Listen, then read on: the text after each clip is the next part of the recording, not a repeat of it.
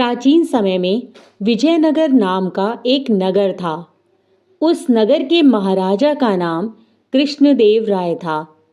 महाराज के मंत्रिमंडल में एक मंत्री थे जिनका नाम था तेनाली रामा। तेनाली रामा अपने चातुर्य का प्रयोग करके महाराज को हर बार आश्चर्यचकित कर देते थे।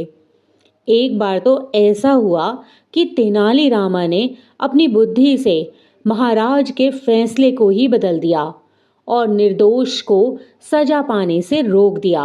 एक बार महाराज कृष्णदेव राय को किसी कारणवश कश्मीर राज्य जाना पड़ा। वहां पर महाराज को एक पौधा बहुत पसंद आ गया। उसके सुनहरे फूलों को देखकर महाराज बहुत प्रसन्न हो गए और वह फूल महाराज के मन को बहुत ज्यादा भा गए। वहां से आते वक्त महाराज उस फूल का एक पौधा अपने साथ लेकर विजयनगर लौटे।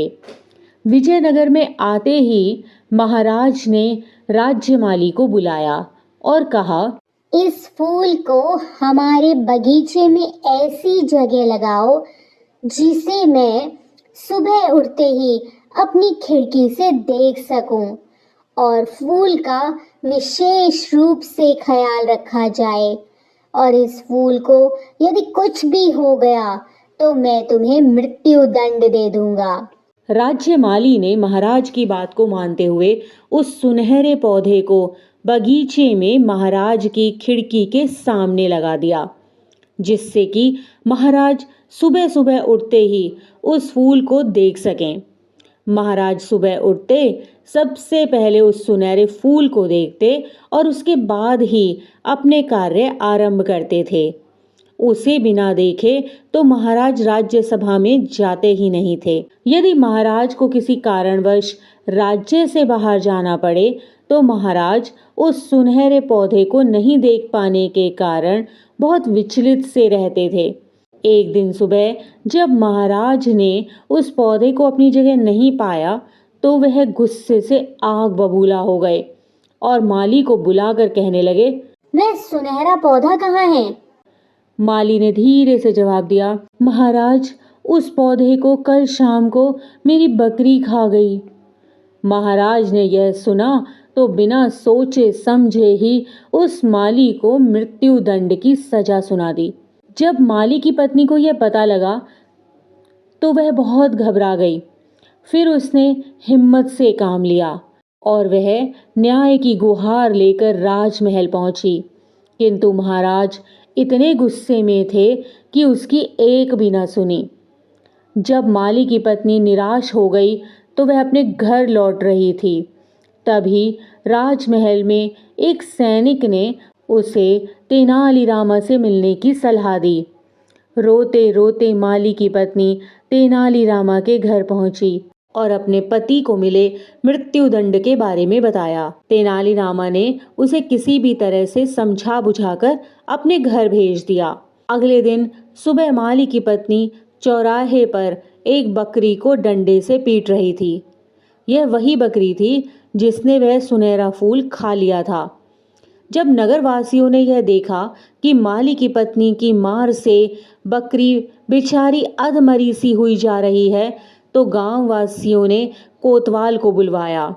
विजयनगर में पशुओं के साथ ऐसा क्रूरतापूर्ण व्यवहार सख्त बना था। ऐसे करते करते यह मामला महाराज के सामने तक जा पहुंचा। महाराज ने जब माली की पत्नी से इसका कारण पूछा तो उसने बताया कि इस बकरी के कारण ही तो मेरा संसार उजड़ने वाला है। मेरे बच्चे अनाथ होने वाले हैं, मैं विधवा होने वाली हूँ, तो क्या मैं इस बकरी के साथ ऐसा व्यवहार भी ना करूँ? महाराज बोले, मैं तुम्हारी बात कुछ समझ नहीं पा रहा हूँ। भला एक बकरी तुम्हारा घर कैसे उजाड़ सकती है? तो उसने बताया, महाराज यह वही बकरी है जिसने आपका सुनहरा फूल खा लिया है, जिसके कारण मेरे पति को मृत्यु दंड मिला है। गलती तो इस बकरी की थी, लेकिन सजा मेरे पति को मिल रही है। असल में तो सजा इस बकरी को मिलनी चाहिए, इसलिए मैं इस बकरी को डंडे से पीट रही हूँ। अब महाराज को पूरी बात समझ में आ गई। कि वास्तव में गलती माली की नहीं बल्कि इस बकरी की है, तो माली को सज़ा नहीं मिलनी चाहिए। तभी महाराज ने सैनिकों को आदेश देकर माली को आज़ाद कर दिया और माली की पत्नी को पूछा, तुम्हारे पास ऐसी युक्ति कहाँ से आई कि तुमने मुझे मेरी गलती का एहसास भी करा दिया और अपने पति की जान भी बचा ली।